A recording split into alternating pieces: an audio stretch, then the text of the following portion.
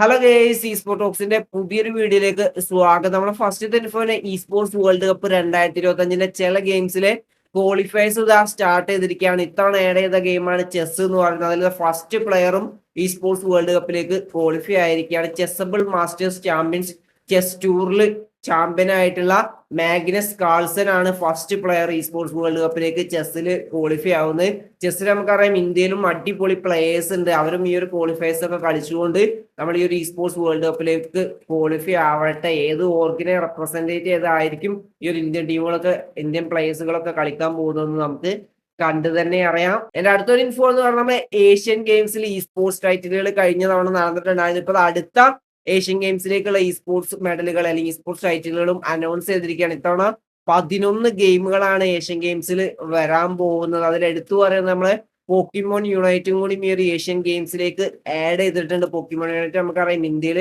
Top ഓർഗുകളൊക്കെ മത്സരിക്കുന്ന ഒരു ഗെയിമാണ് പോക്കിമോൺ യുണൈറ്റ്. അതും കൂടി ഏഷ്യൻ ഗെയിംസിലേക്ക് വരുമ്പോൾ ഇന്ത്യൻ പാർട്ടിസിപ്പേഷൻ ഏഷ്യൻ ഗെയിംസിൽ കൂടുന്നതായിരിക്കും. കഴിഞ്ഞ തവണ ഈ ഫുട്ബോളിൽ മാത്രമായിരുന്നു ഇന്ത്യൻ പാർട്ടിസിപ്പേഷൻ ഉണ്ടായിരുന്നതെങ്കിൽ ഇത്തവണ കൂടുതൽ ഗെയിമുകളിലേക്ക് നമുക്ക് ഇന്ത്യൻ പാർട്ടിസിപ്പേഷൻ കാണാനായിട്ട് സാധിക്കുന്നതായിരിക്കും.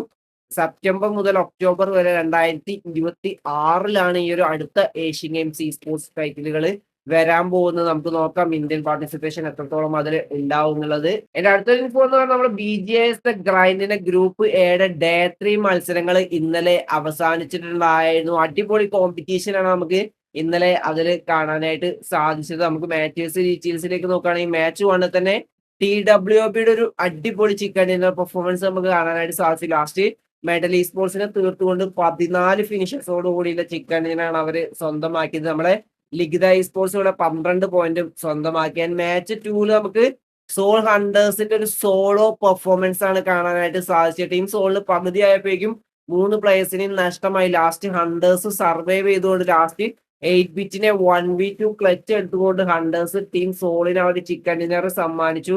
5 ഫിനിഷേഴ്സോട് കൂടിയുള്ള ചിക്കൻ ഡിന്നറാണ് ടീം സ്വന്തമാക്കിയത്.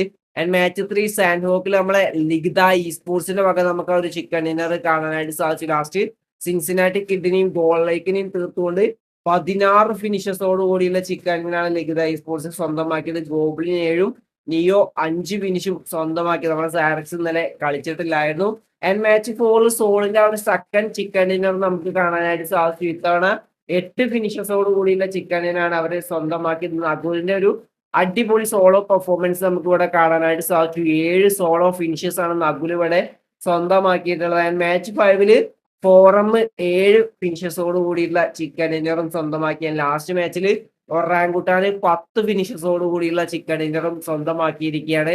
അങ്ങനെ ഡേ 3 അവസാനിച്ചപ്പോൾ സോള് തന്നെ ആ ഒരു ഓവറോൾ സ്റ്റാൻഡിങ്സിൽ ടോപ്പിൽ നിൽക്കുന്നുണ്ട്. ഇന്നലെ 63 പോയിന്റ് സ്വന്തമാക്കിക്കൊണ്ട് 4 ചിക്കൻ ഡിന്നറോട് കൂടി 155 പോയിന്റ് ആയിട്ട് അവർ ആഷ് 1 പൊസിഷനിൽ തന്നെ സോള് നിൽക്കുന്നുണ്ട്.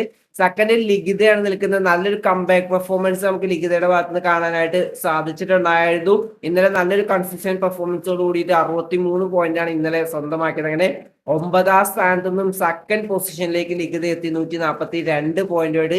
തേർഡ് BXT എത്തിയിരിക്കുകയാണ് 2 ചിക്കനോട് കൂടി 119 പോയിന്റോടെ. 4ാം സ്ഥാനത്ത് ഗോളിലേക്ക് നിൽക്കുന്നുണ്ട് സെയിം 119 പോയിന്റുമായിട്ട്. ഇതിൽ നിന്ന് നിങ്ങൾക്ക് അറിയാം ടോപ്പ് 8 ടീമുകൾ ഡയറക്റ്റ് ക്വാർട്ടർ ഫൈനൽസിലേക്കാണ് ക്വാളിഫൈ ആകാൻ പോകുന്നത്. ബാക്കി ബോട്ടം 8 ടീമുകൾ റൗണ്ട് 4ലേക്കും. ഇനി നമുക്ക് BGSന്റെ ആ ഒരു കോമ്പറ്റീഷൻ കാണാനായിട്ട് സാധിക്കുന്നതായിരിക്കും. അപ്പൊ ഈ ഒരു ഗ്രൂപ്പ് എയുടെ ലാസ്റ്റ് ഡേ ഇന്നാണ് വരുന്നത്. ആരായിരിക്കും ആ ഒരു ടോപ്പ് 8-ലെത്തുക, ആരായിരിക്കും ബോട്ടം 8ലേക്ക് പോകാൻ പോകുന്നത് എന്നൊക്കെ നമുക്ക് കണ്ടു തന്നെ അറിയാം. അതുകൊണ്ട് ഇന്ന് നല്ലൊരു കോമ്പറ്റീഷനും നമുക്ക് കാണാനായിട്ട് സാധിക്കും. ഇന്നത്തെ മത്സരങ്ങൾ കഴിഞ്ഞു കഴിഞ്ഞാൽ പിന്നീട് നമുക്ക് BGSന്റെ റിയൽ കോമ്പറ്റീഷൻ BGS റൗണ്ട് 2 മുതൽ നമുക്ക് മത്സരങ്ങൾ കാണാനായിട്ട് സാധിക്കുന്നതായിരിക്കും. നാളെ മുതൽ നമുക്ക് കൂടുതൽ തേർഡ് പാർട്ടി ഇവന്റുകളും വരുന്നുണ്ട്. അതിലും നമുക്ക് ടോപ്പ് ടീമുകളുടെ പെർഫോമൻസുകളും അതേപോലെ അണ്ടർഡോഗിന്റെ പെർഫോമൻസും കാണാനായിട്ട് സാധിക്കുന്നതായിരിക്കും.